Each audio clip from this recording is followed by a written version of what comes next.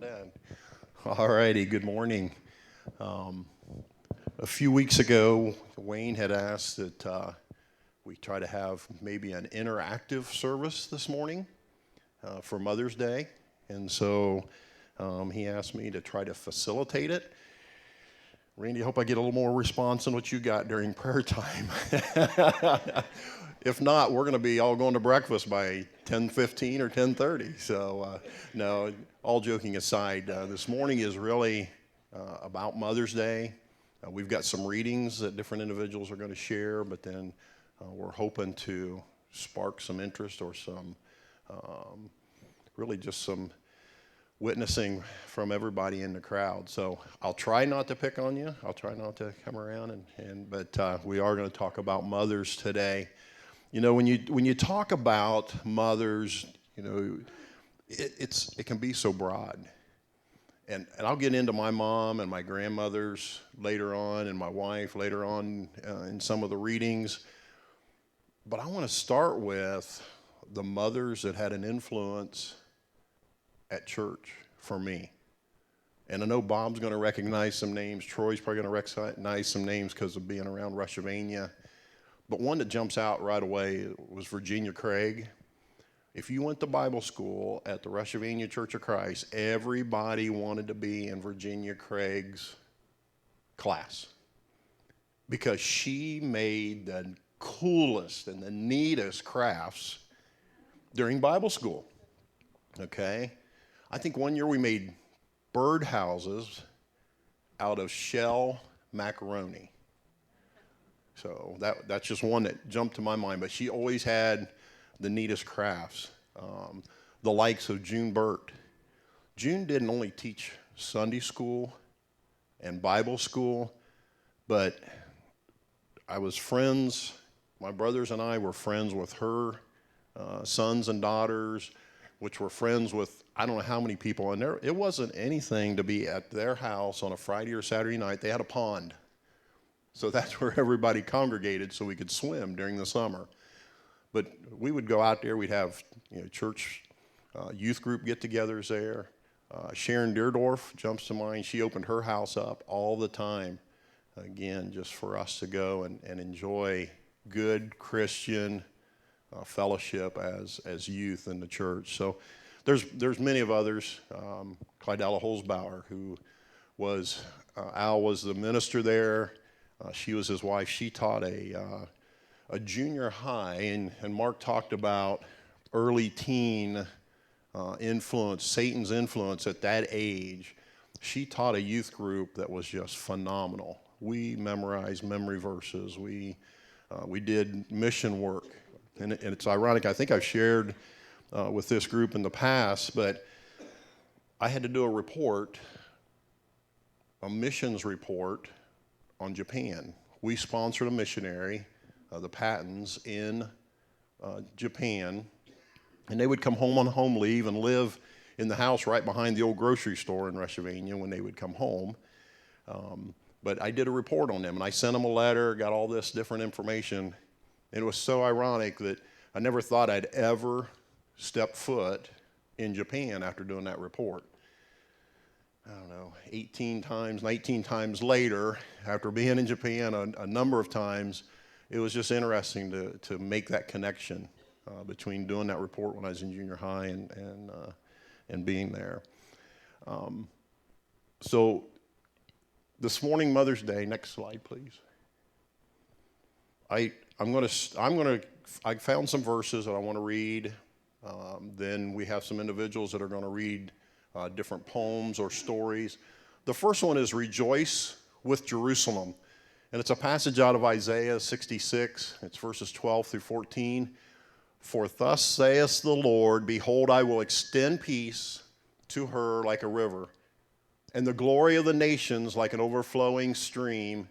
And you shall nurse, you shall be carried on her hip, and bounced on her knees. Does that not remind you of your mother? As one whom his mother comforts, so I will comfort you. You shall be comforted in Jerusalem.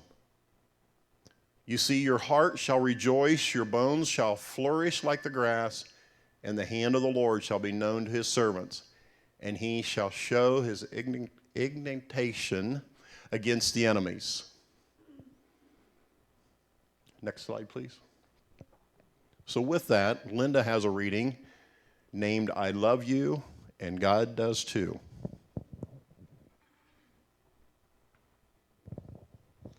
Okay, this reading is for all moms. It's also really directed to the kids, but I think any mom can relate to this, especially when they were younger. When a mommy hugs her children, she plants a seed of love, and all her wonderful kisses come from God above. When a mommy laughs and giggles, she plants a seed of joy, like when she tickles your funny bone or plays with your favorite toy. When a mommy tucks you in at night, she plants a seed of peace. She prays for God to bless you with a sweet and restful sleep. When a mommy asks you to wait for things, a seed of patience is what she sows. For all the really good things in life, take some time to grow. When a mommy makes your favorite food, she plants a seed so kind. She knows when chicken soup is good for you, or when you have cookies on your mind. When a mommy washes all your clothes, seeds of goodness she plants. She works so hard to scrub and scrub so you'll have clean shirts and pants. When a mommy takes care of you all day, faithfulness is the seed she sows. She makes sure you have all you need, like lots of good food and shoes on your toes. When a mommy rocks you in her arms, a gentle seed is planted deep. Sometimes she'll sing you a little song while in her arms. You cry or sleep. When a mommy tells you no, no, no, she plants a seed of self-control. For she knows not all things are good for you, so make sure you listen to what you're told. But the greatest seed that a mommy plants is the seed of God's great love. She wants you to know him just like she does, so that one day you both will live in heaven above. So that's a tribute to moms, kind of a lesson for kids to learn. And when they're little, they don't always appreciate you so much. But as we all know, as we grow, we have learned to appreciate all that our mothers did for us. And I had a wonderful one. Thanks, Linda. Any thoughts from what Linda just read? Don't be shy.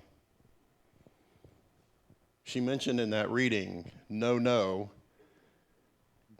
taught you self-control. Listen. Can anybody share where your mom would tell you no, no, no, and it proved to be very beneficial for you, or just reflecting back when your mom might have told you no? Anybody?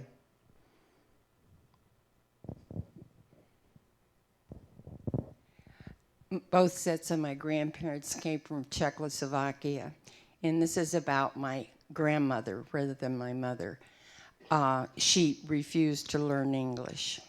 My other grandparents did learn to speak English, but she just would not. And one of the first things I remember is I would like to go out in her flower garden and pick flowers, which was a no-no. But what she would say to me was yen, yen, yen, and that means no, no, no. But through that and through the guidance of my mother, I realized that there are some times that God says no, no, no, or yen, yen, yen, and we need to listen to that. And I'm thankful for the heritage that I have in my parents and grandparents. Thank you for sharing. Anybody else?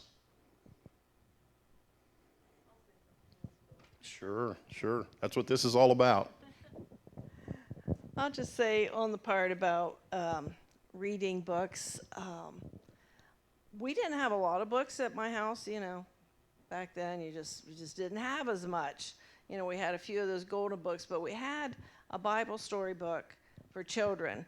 And my mother read, I have two older brothers, she read to us every evening or night time before bed from that Bible story book. And from that, besides going to church, my parents always took us to church, we learned the Bible stories, which to me is a treasure because it helps you be familiar with the Bible, and then later in life when you're able to read them for yourself, it just emphasizes everything. And then in my own life with my own children, we always read a Bible story or a story that was related to a Bible story. We'd have that first, and in the mornings we'd have a Bible story and a devotion, and then we had a fun story. So reading was always a fun time, and I just would encourage any young moms to just read to your children. Such a blessing. Very, very good point, Linda. Thank you. Bob?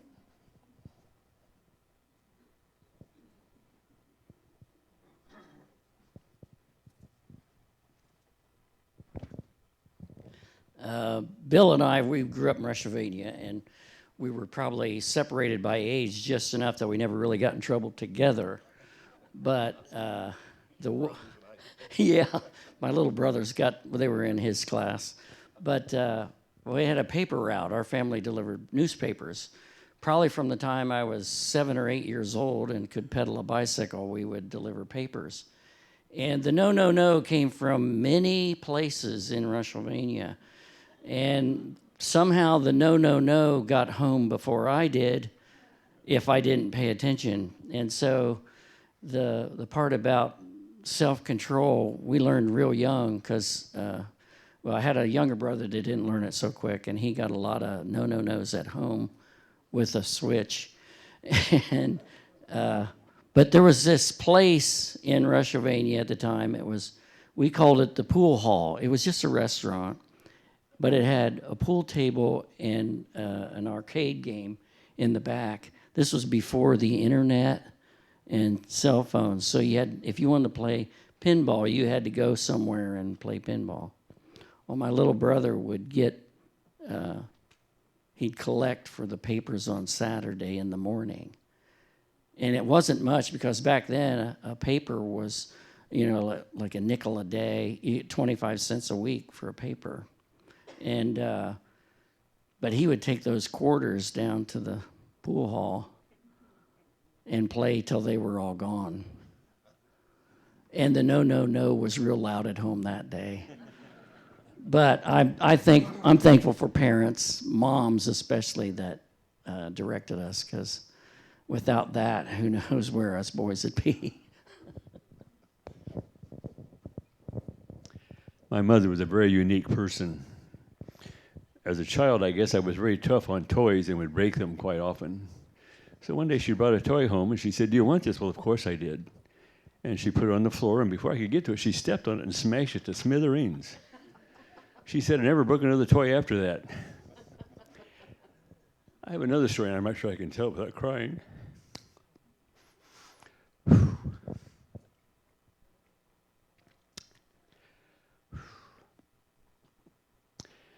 I was somewhat older. I don't know what it was that I did at this time, but my mom said, you're too big for me to spank anymore, so you're going to spank me. I thought, sure, right. I hit her. It was like a love tap. She said, no, I have to feel this. Someone has to suffer for what you did. I can't go any further, but I hit her, and I was good for a long, long time.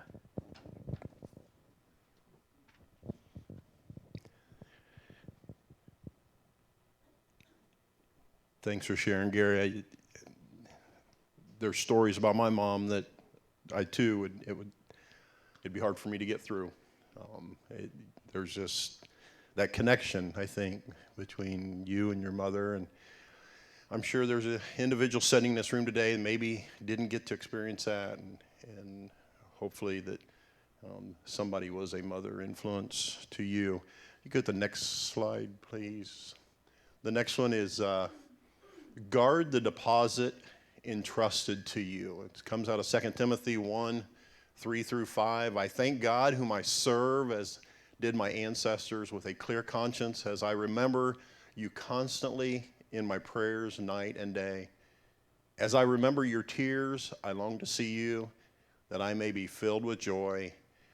I am reminded of your sincere faith, a faith that dwelt first in your grandmother, Lois, and your mother, Eunice, and now I am sure dwells in you as well. You know, there would be times, my one set of grandparents lived in Upper Sandusky, so we didn't necessarily get to see them a lot. It wasn't that far away in today's world, but you know, back in the 70s, you just didn't travel that far. But anytime I would go there on the weekends, or we'd try to go up there at least a week during the summer when we weren't baling hay or straw or doing something, and spend the week with them. But my grandmother and grandfather always made sure we were in church up there, as well as Sunday school at their church. And I never knew the teachers, you know, there, but they treated you just like you were a part of the group that was there. My grandparents on my dad's side lived just down the road from us again, always was in church. And so when I read this, not only did I have the support that my mother gave me and the teaching that my mother gave me from a Christian standpoint, but my grandmother's as well was part of that. If we go to the next slide, our next reading is from Taryn. If you give your mom a muffin.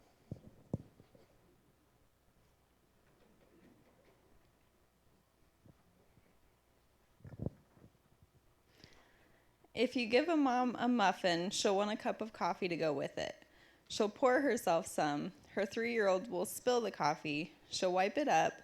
Wiping the floor, she'll find dirty socks. She'll remember she has to do laundry. When she puts the laundry in the washer, she'll trip over boots and bump into the freezer. Bumping into the freezer will remind her she has to plan for supper. She will get out a pound of hamburger. She'll look for her cookbook, 101 Things to Do with a Pound of Hamburger. The cookbook is sitting under a pile of mail. She'll see the phone bill, which is due tomorrow. She'll look for her checkbook. The checkbook is in her purse that is being dumped out by her 2-year-old. She'll smell something funny. She'll change the 2-year-old's diaper. While she is changing the diaper, the phone will ring. Her 5-year-old will answer and hang up.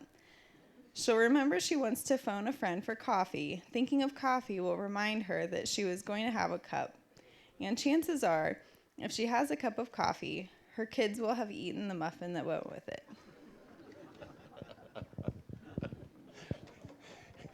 Thanks, Taryn.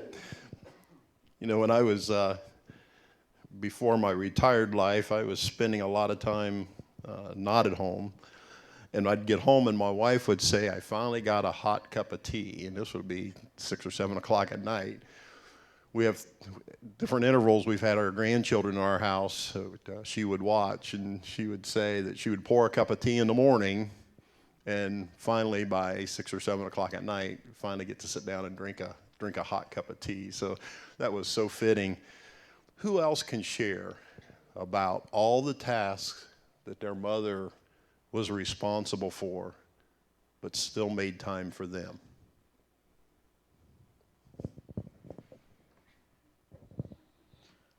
Good morning, everybody. My mother represented a lot of things for me. She's a warrior. She's the one that I learned a lot from just without talking. My mother, she could be silent. My dad, he could be silent, but it's not great when he's silent. My mom, every time I think about her, I just thank God for her. Because she would wake up and immediately trying to find something for us to eat. She would not take a break, go to the market. I mean, it's not here. It's Haiti, where you have to work and buy everything that you need that same day because you don't have a fridge. You know, you don't have like a gas stove, you can cook it. You're gonna have to make the fire and cook that food. And it was just like she never complained about anything. She would go to the market, make coffee, after coffee, trying to get something for us throughout the day. And then when she's cooking, she would just, after cooking, share the food with us. And we were like, where's yours? She's like, I don't need it. You guys can eat. I already eat something. We're like, you have to eat. She's like, no, I'm good. It's like when we force her, she would take a bite from our food, but for that, I didn't really understand what she was doing. But it's now I understand to my wife when she cooks something, she just want to give it to me. And that reminds me of my mom, like whenever she does something for us, it's just like, I just want you guys to survive. And my mom, she didn't really go to school, but if she get, like when she get the money, she can make the budget for the whole month, and she knows what to buy. She knows what to do with the money. So she never really like can read a whole lot, but she would teach me several things on the way that she treats me, the way that she cares for me, and the way that whenever her and my dad would have a little argument, he knows like I'm not gonna talk. I'm not gonna talk because if I started to talk, your mom is gonna be quiet, and that's not gonna be good. And I never really hear my dad yelling at my mom for a certain reason. But even they look at each other, they don't talk. Later at night, I would hear them laughing. I'm like, what are you guys talking? But I started to understand that there are certain ways that they communicate with each other. That's where the connection is. And I get that from my mom to be quiet. I'm sorry, sometimes I can be quiet. And it just like, I know it could be crazy, but my mom, she does a lot of things for me. And sometimes I wish that I could just get on a plane and go see her, do a lot of things with her. But I thank God for all those times that I had with her, where she would teach me things without me knowing. It's just so amazing. It's only like you get to a certain age, you started to understand. Like when mom say no for this, when dad say no for this, you started to understand that it was just like a teaching moment for you. And then now I can say that with the help of my God and my wife, I know that I'm gonna be a great parent. Thank you. Stanley's so powerful, and we are so praying for the day your mom and dad can be here. Okay? We really do. Anybody else about the tasks? Joel, you're right in the middle. How am I?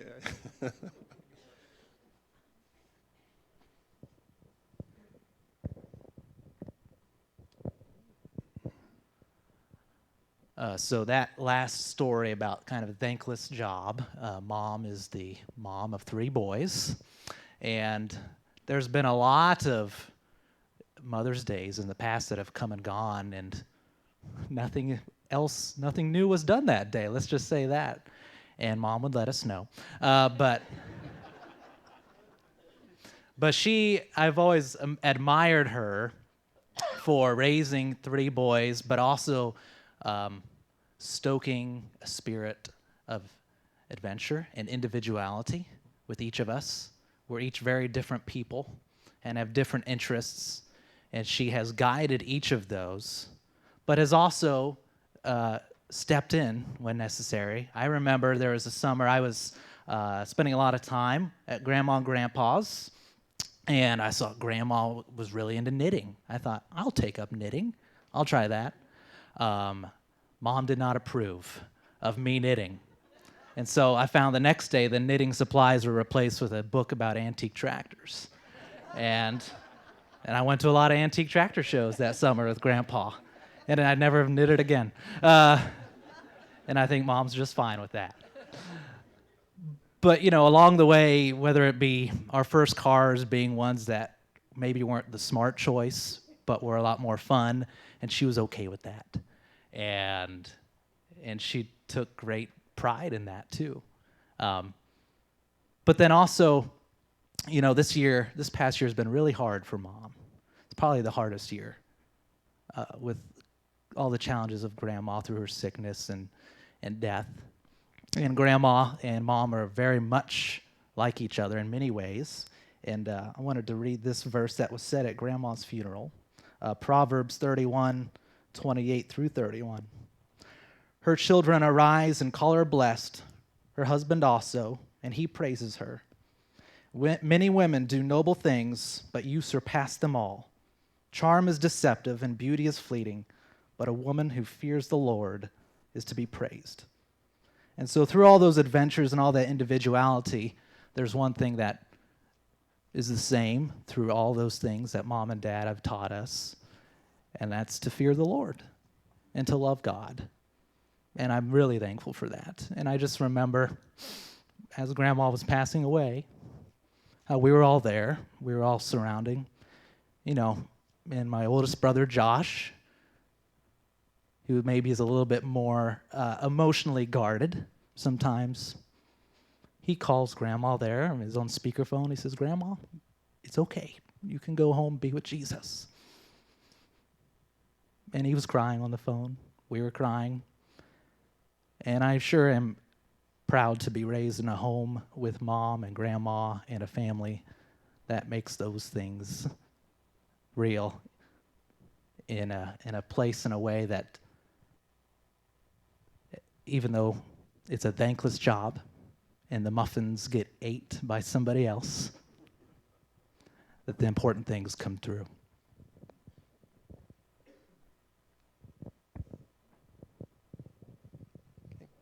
Next slide, please.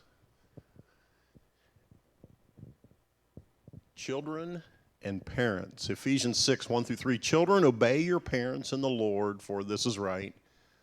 Honor your father and mother. This is the first commandment with a promise, that it may go well with you and that you may live long in the land. Our next reading, I think, is Courtney. Did Courtney slide in? Next slide, please. Oh, I'm sorry. She's got a little bit. We'll put her on. We'll put her on deck. Lisa, you're the next reading, and it's entitled "My Mother Kept a Garden."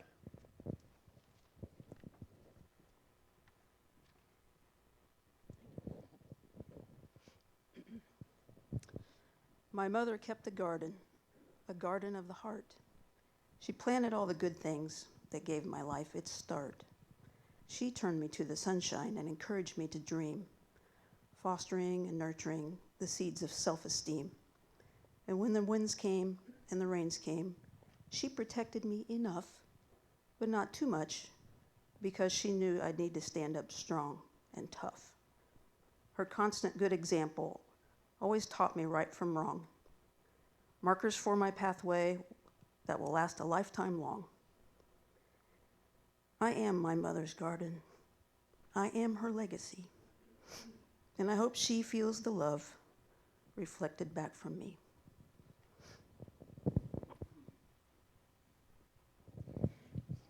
Thank you, Lisa. Your mother fostered and nurtured your seeds of self-esteem. Anybody want to share to that thought?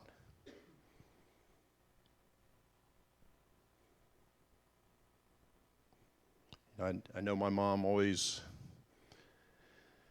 a little bit opposite of what Mark talked about.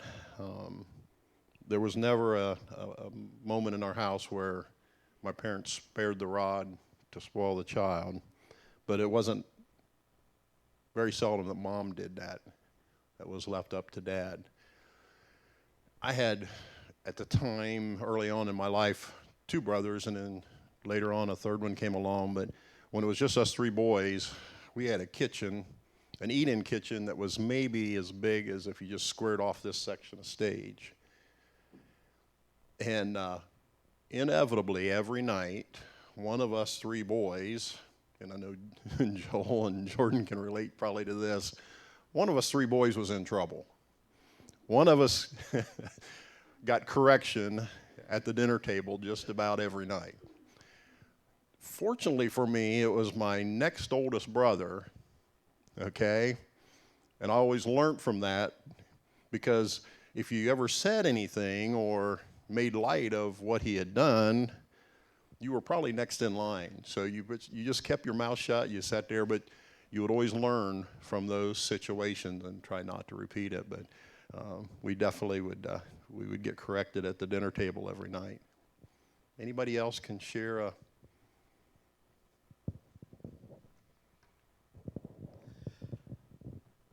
Of late, I keep hearing this on the news about mental health. And our second son, Tim, his girlfriend works for social services.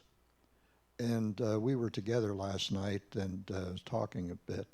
And she was grieving the loss of a client. And this was a 8-month little child. And we were talking about the significance of mental health, even in children, and how that the help out there seems to be becoming harder and harder to find. And our society, they talk about mental health and to reach out and get help, but yet the grieving part for me is that they don't go to the right source.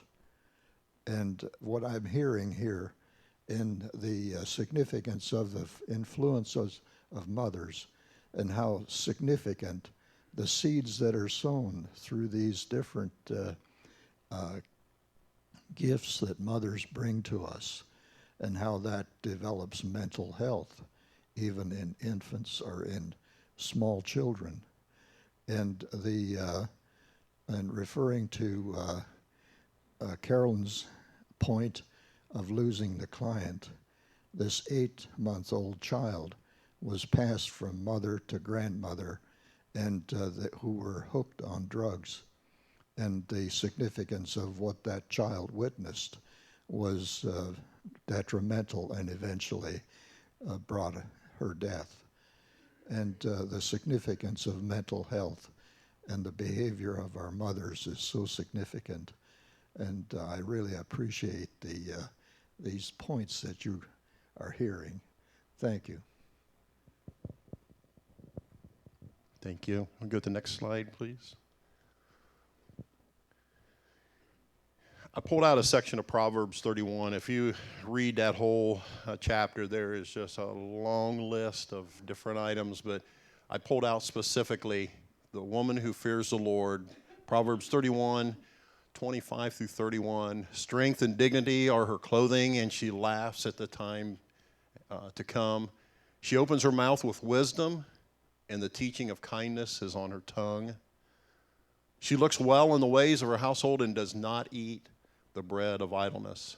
Her children rise up and call her blessed, her husband also, and he praises her. Many women have done excellently, but you surpass them all. Charm is deceitful, beauty is vain, but a woman who fears the Lord is to be praised. Give her of the fruit of her hands, and let her works praise her in the gates. Joel and I didn't talk before this. It came out. I knew when you started reading that, Joel, I knew I had a segment in here. But how touching this is. And you could even go back before verse 25. This is the last few verses of Proverbs 31, and it actually ends Proverbs. So next slide. Did Courtney come back in? Ah. Do you have a copy of that, Bob?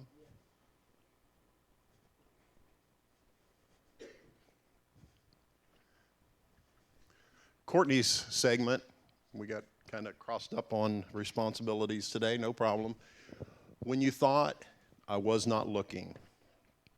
When you thought I wasn't looking, I saw you hang my first painting on the refrigerator, and I immediately wanted to paint another. When you thought I wasn't looking, I saw you make my favorite cake for me, and I learned that the little things can be the special things in life. When you thought I wasn't looking, I saw you make a meal, take it to a friend who was sick, and I learned what it means to serve one another in brotherly love. When you thought I wasn't looking, I heard you pray over me and kiss me goodnight, and I felt loved and safe. When you thought I wasn't looking, I saw you, how you handled your responsibilities even when you didn't feel good, and I learned what it meant to glorify God in all things. When you thought I wasn't looking, I saw you give of your time and money to the church and people in need, and I learned that God loves a cheerful giver. When you thought I wasn't looking, I saw tears come to your eyes, and I learned that sometimes things hurt, but it's all right to cry. When you thought I wasn't looking, I saw you cared, and I wanted to be everything that I could be. When you thought I wasn't looking, I saw you praying and reading God's word, and I learned to depend and trust in him too. When you thought I wasn't looking, I looked at you and wanted to say, thanks for all the things I saw when you thought I wasn't looking. Thanks for all the things I saw when you thought I wasn't looking.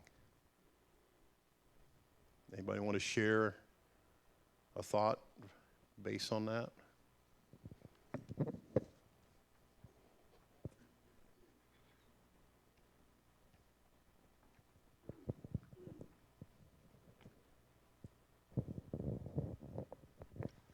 This was some things that when I got to be a teenager and started driving, I would do some crazy things. Friends of mine running around and stuff, and running around through Urbana was our stomping ground, you might say. But a lot of times we would be doing things, running around Friday nights or something like that, or Saturdays.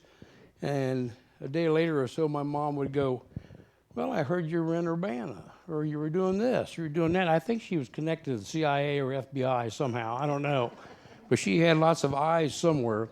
But she would say, well, and she would just look at me, and she would just half smile, and she'd say, I have my ways. That's how she put it. I have my ways of knowing what you're doing. So it was kind of like she had that seeing eye over you, and you wanted to be a little careful what you were doing, because you had to answer her sooner or later about it.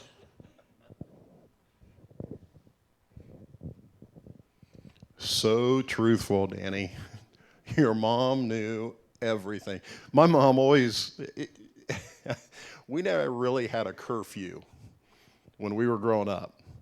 Our curfew was we needed to be in the barn at 5 a.m., okay? We had a lot of chores to do before we went to school or before the day started.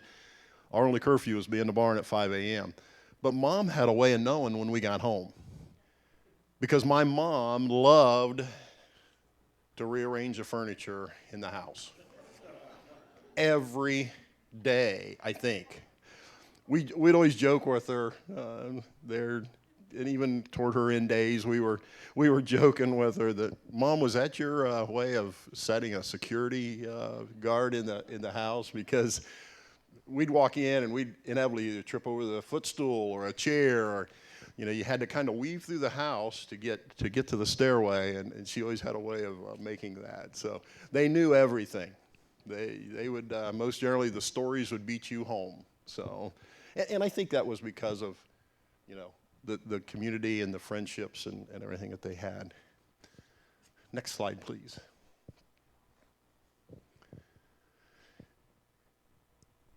In the Gospel of Luke, there's a section there of the boy Jesus in the temple, in verses 50 and 51, and they did not understand the saying that he spoke to them. This is Jesus speaking to the people in the temple. And he went down with them and came to Nazareth and was submissive to them. And his mother, sorry for the typo there, and his mother treasured up all of these things in her heart. Our next reading is Sharon Markin, and she's going to read Dear Mama. Dear Mama, the work of parenting is hard, and still you show up and give your kids the best of yourself every day. No matter if you're bone tired, battling a cold, or just in the mood to sit on the couch with a bag of Doritos and watch TV all day, but instead you wipe noses. You read just one more book. You help with science fair projects. You worry about how to get them to eat more veggies. You gently clean a knee scrape. You answer why a gazillion times a day. You play I Spy in the car. You make doctor and dentist appointments. You tuck them in at night again and again and again. You do all of this and so much more, and you don't need much in return. You're fueled mainly by hugs and an occasional "thanks, Mom, but I see you." I know you're doing your best. Even if you slip up and yell once in a while, even if you can't always find the time to play with your kids, even if you go to bed every night with a sink full of dirty dishes, you're trying to raise the kind, responsible kids who will grow into well-rounded, happy adults, and sometimes that just doesn't leave time for doing the dishes. On Mother's Day, you might not get the perfect gift. You might not get breakfast in bed. You might not even get a break from any of the countless things you do for your family day in and day out. And so I wish I could stop by with a pan of lasagna to save you from cooking dinner one night this week, or maybe a batch of fresh cookies if your sweet tooth is as fierce as mine. I'd pull up a chair at your kitchen table and we would trade stories about tantrums, bedtime stalling, and sibling scuffles. And in that perfect world, we'd both have hot coffee and our kids would entertain each other without screaming, so we could have a real live adult conversation for once. I can't do that, but I can say this. During the daily grind of motherhood, it's easy to lose sight of the contribution you're making to the universe. You're putting everything you have into raising kids who will do good things in this crazy world of ours. Even if no one else says thank you on Mother's Day, I want to share my gratitude right now, mother to mother. Thank you for all you do. Thank you for staying calm during their tantrums, and for forgiving yourself when you get caught up in that storm. Thank you for raising them to help with chores, even when you're tired of asking for help. Thank you for teaching them how to talk through sibling fights, even when you're sick of hearing about it. Thank you for helping with their math homework, even when you don't feel confident about how to do it yourself. Thank you for saying no when they want a phone, even when they beg. Thank you for getting down on the floor, creaking knees and all, and playing Legos or dolls or pretend restaurant, even when you have a to-do list a mile long. Thank you for hugging them and saying, I love you no matter what, even when you're sad, frustrated, or angry. On Sunday, today, remember this. In those small moments and so many more, you are doing the boots on the ground work of making the world a better place. So if your kids deliver a breakfast in bed on Sunday that consists of soggy toast and lukewarm coffee, you can smile knowing that just like you and me, they're doing their best and they don't always get it perfect. But that gesture from your kids, no matter how small or how imperfect, is an undeniable sign of breathtakingly beautiful contribution you're making to the universe. On Monday, Mother's Day will be over, and odds are no one will be bringing you flowers or encouraging you to take a nap, but still your world-changing work will go on. I see you, I thank you, and the universe thanks you.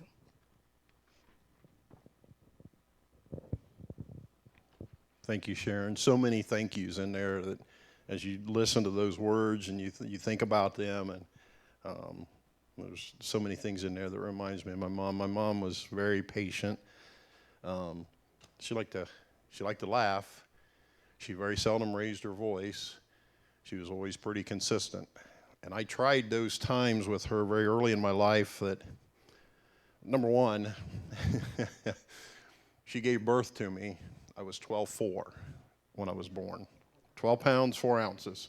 So she had to have a lot of patience to start with. By the time I was 2 years old, I had broke my leg. I'd fallen down the steps to the upstairs, and we had a banister stairway, and I broke my leg. While in my cast, I fell on our front porch and put a great big V gash in my tongue. It gets better. When I was 3 years old, I was, of course, in the field, and I got hurt. Ended up spending my 4th birthday in the hospital. Okay, but she was always, always the same mom. Always. I had the opportunity 1 week before she passed away. It was my birthday. I never took my birthday off at work. It was just something I never did. It was just another day. But that year, knowing that Mom was failing quickly, I took the day off and we went to Bob Evans and ate lunch. Later that evening, she slipped into really kind of a coma and never really woke up and talked to us anymore after that for the next week.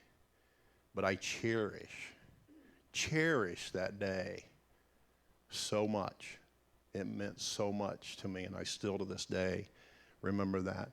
We've got one more set of verses, I think. The enticement to sinners, Proverbs 1, 8 through 9. Hear, my son, your father's instruction, and forsake not your mother's teaching. Back to what Mark shared earlier up here during the song service. For they are graceful garland for your head and pendants for your neck. Forsake not your mother's teaching. Next slide, please. Another one out of 1 Peter 3:4. This is the passage of the wives, be submissive to your husbands, but it's labeled wives and husbands. But let your adorning be the hidden person of the heart with the imperishable beauty of a gentle and quiet spirit, which in God's sight is very precious. Next slide. So today we talked about 4 really things. I love you, and God does too. If you give your mom a muffin, my mother kept a garden when you thought I was not looking. And the last one that Sharon shared, dear mama. Hopefully today you're able to experience in your mind, even if you didn't speak, you're able to reflect some items from your mother. Those of you that are in the audience, happy Mother's Day. I think there's a gift out back. And I think, Mark, you guys got a closing song? Okay, I'll have them come forward and we'll have our closing song. Thank you.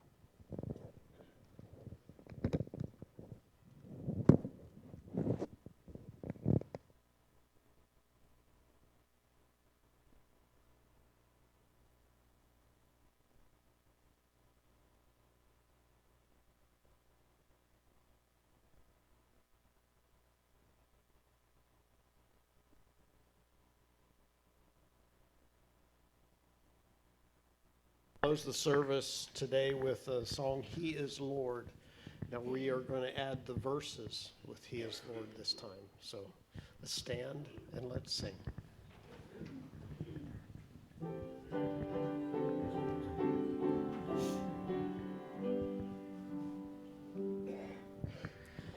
Empty of His glory, God became a man to walk on earth in ridicule and shame. A ruler yet a servant, a shepherd yet a lamb, a man of sorrows, agony, and pain. Humbled and rejected, beaten and despised, upon the cross the Son of God was slain. Just like a lamb to to slaughter a sinless sacrifice. But now his death, his loss became our gain. Satan's forces crumbled like a mighty wall. The stone that held him in was rolled aside. The Prince of Life in glory was lifted over all. Now earth and heaven echo with the cry, He is Lord, He is Lord. He is risen from the dead, and He is Lord. Every knee shall bow, every tongue confess that Jesus Christ is Lord. He is Lord. He is Lord. He is risen from the dead, and He is Lord. Every knee shall bow, every tongue confess that Jesus Christ is Lord.